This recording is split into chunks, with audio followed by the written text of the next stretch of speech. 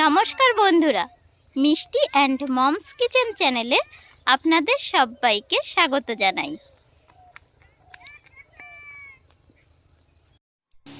রোজ রোজ একঘেয়েমি টিফিন বানিয়ে আমরা বোর হয়ে যাই। তো আজকে চলুন একটা নতুন ধরনের টিফিন বানিয়ে নেওয়া যাক। আর এটা বানাতে যে যে উপকরণগুলো লাগবে, দেখুন একটা পাউরুটি নিয়ে নিয়েছি, আর যেটা লাগছে পেঁয়াজ কুচি, ইয়েলো ক্যাপসিকাম, কাঁচা পাকা লঙ্কা কুচি, রেড ক্যাপসিকাম কুচি, আর এখানে আছে গ্রিন ক্যাপসিকাম কুচি, লবণ, ডিম, দুটো পোলট্রির ডিম এখানে নিয়ে নিয়েছি। আর এছাড়া লাগছে দেখুন বাটার আছে, আর চিজ, এই যে চিজ আছে, চিজটা অল্পই আছে, আর একটু বাটার।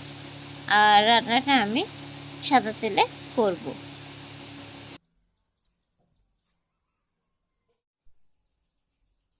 তো প্রথমে ডিমটাকে আমি রেডি করে নেব। তো প্রথমে একটু দিয়ে দিচ্ছি এখানে রেড ক্যাপসিকাম, সবটা দিচ্ছি না, অল্প অল্প করে দিয়ে দিচ্ছি। এখানে গ্রিন ক্যাপসিকাম, পেঁয়াজ কুচি, আর দিয়ে দিচ্ছি ইয়েলো ক্যাপসিকাম।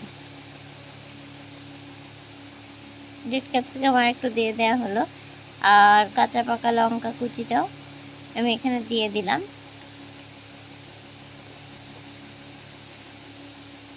আর এগুলোকে সব কিছুকে দিয়ে ডিমটাকে খুব ভালো করে একটু ফেটিয়ে নিতে হবে।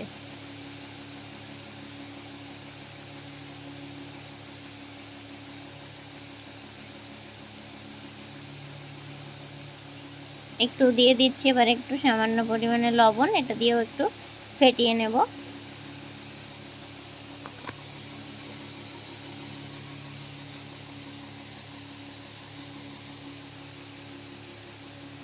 তো ডিমটা একদম রেডি হয়ে গিয়েছে, এবার পাউরুটিটাকে পিস করে নিতে হবে।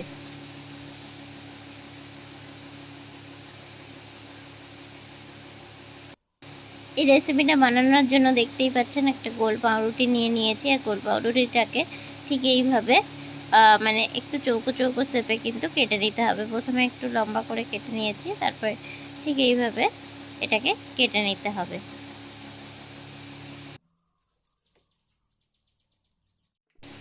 এবারে আমি গ্যাসে চলে এসেছি, আর কড়াইতে অল্প পরিমাণে একটু সাদা তেল দিয়ে দেওয়া হলো, এবং সাদা তেলটা দিয়ে এটা একটু গরম হতে দিচ্ছি। তেলটাকে কড়ার গায়ে ভালোভাবে একটু লাগিয়ে নিতে হবে। আর এর উপরে এবার রুটিগুলোকে আস্তে আস্তে আমি বসিয়ে দেব। যে রুটির যে টুকরোগুলো করা হয়েছিল ঠিক গোল শেপেই কিন্তু দেখুন আস্তে আস্তে করে সাজিয়ে সাজিয়ে বসিয়ে দেওয়া হচ্ছে।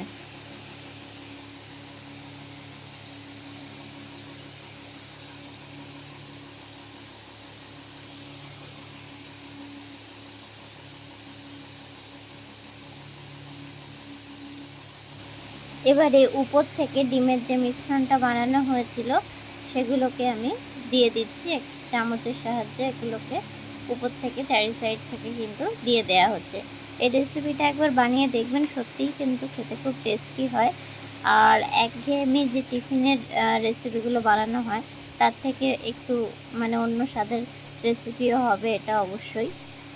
তো ডিমের মিশ্রণটা দেওয়ার পরে আমি যে বাকি যে কাঁচা সবজিগুলো রেখেছিলাম ওগুলোকে আবার উপর থেকে দিয়ে দিলাম। আর উপর থেকে এবার আমি একটু গ্রেট করে দিচ্ছি চিজ। তবে মজারেলা চিজ থাকলে বাড়িতে আপনারা ওটাই দেবেন, আর এই চিজটা একটু বেশি পরিমাণে দিলেই ভালো লাগবে। তো বেশ কিছুটা চিজ দেখুন আমি উপর থেকে গ্রেট করে দিয়েছি। আর তার উপর থেকে আমি একটু বাটারকে আমি একটু দিয়ে দিচ্ছি চারি সাইড থেকে। এটা যেহেতু নর্মাল চিজ দেওয়া হয়েছে, উপর থেকে একটু বাটার দিয়ে দিলে তবেই কিন্তু এটা সুন্দরভাবে মেল্ট হয়ে যাবে। আর এবার এটাকে আমি 5-7 মিনিটের জন্য লো ফ্লেমে ঢাকা দিয়ে রাখবো। তবে সাইড থেকে একটু হালকা হালকা জলের মানে ছিটে আর কি ঘুরিয়ে দিলে জিনিসটা তলা থেকে পুড়বে না, যেহেতু এটাকে আমাদের আর উল্টে দেওয়া হচ্ছে না। তো 5 মিনিট লো ফ্লেমে রাখার পর আমি ফিরে এসেছি এবং একদম রেডি হয়ে গিয়েছে।